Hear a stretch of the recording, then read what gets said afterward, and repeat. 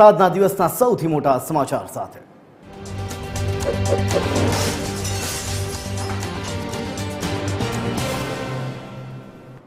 કોર્પોરેશનોની committee અંગે સૌથી મોટા સમાચાર ટીવી 13 ગુજરાતી પર। હવે એક જ સપ્તાહમાં દરેક કોર્પોરેશનમાં કમિટીઓની રચના કરવામાં આવશે। 6 મહાનગરમાં પેટા કમિટીમાં પણ થશે નિમણૂક, જ્યારે અન્ય 9 મહાનગરપાલિકામાં પણ કમિટીઓની રચના કરવામાં આવશે। તો પેટા કમિટી માટે 20 થી 25 દિવસથી કોર્પોરેશનમાં જોવાઈ રહી છે રાહ। આ વખતે મનપાની પેટા કમિટીની રચનામાં થઈ રહ્યો છે વિલંબ, ત્યારે હવે બહુ જલ્દી દરેક કોર્પોરેશનમાં નિમાઈ જશે પેટા કમિટી। દરેક શહેરમાં અનેક કોર્પોરેટરને પેટા કમિટીમાં સ્થાન પણ મળશે।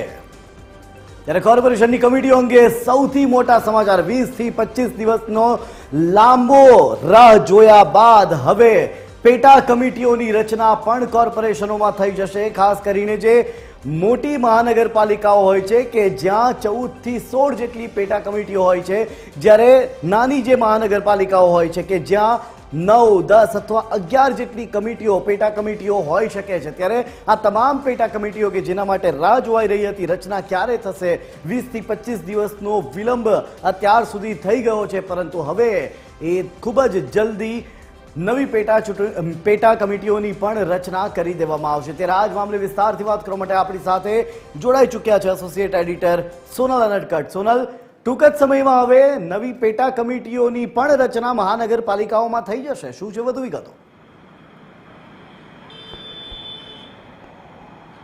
જી જય, સૌથી મહત્વના સમાચાર અને આ એક્સક્લુઝિવ સમાચાર ટીવી 13 પાસે આવ્યા છે। મહત્વનું છે કે તાજેતરમાં જે સ્થાનિક સ્વરાજની ચૂંટણીઓ પૂર્ણ થઈ અને 15 મહાનગરપાલિકાઓ, જેમાંથી 6 મહાનગરપાલિકાઓ જૂની અને 9 મહાનગરપાલિકાઓ જે નવરચિત છે કે જ્યાં પ્રથમ વખત જ ચૂંટણી આયોજિત થઈ હતી, આ તમામ જે મહાનગરપાલિકાઓ છે તેમાં જે પેટા સમિતિઓ છે તેની રચના જે છે તે છેલ્લા 20 દિવસ કરતાં વધુ સમયથી બાકી હતી, તેની રાહ પણ જોવાઈ રહી છે।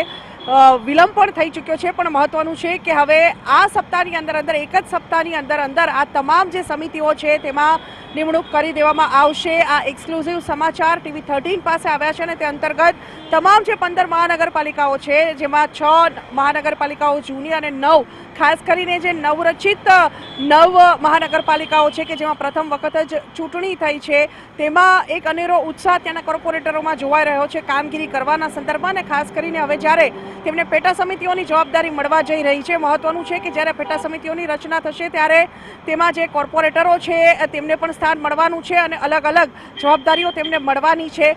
મહત્વનું છે કે જે જૂની મહાનગરપાલિકાઓ 6 મહાનગરપાલિકાઓ છે તેમાં અગાઉ જે વિવિધ સમિતિઓમાં હોદ્દા પર રહી ચૂક્યા છે અને આ વખતે પણ જેઓ ઇલેક્શન લડી ચૂક્યા છે તેવા કોર્પોરેટરોને, એટલે કે સિનિયર જે કોર્પોરેટર્સ છે તેમને પણ સ્થાન મળી શકે છે અને સાથે સાથે નવા અને યુવા ચહેરા જે છે તેમને પણ સ્થાન આપવામાં આવી શકે છે। મહત્વનું છે કે છેલ્લા 20 દિવસ કરતાં વધુ સમયથી જે આ નિમણૂકોની રાહ છે તે જોવાઈ રહી છે અને તેનો હવે અંત આવવા જઈ રહ્યો છે।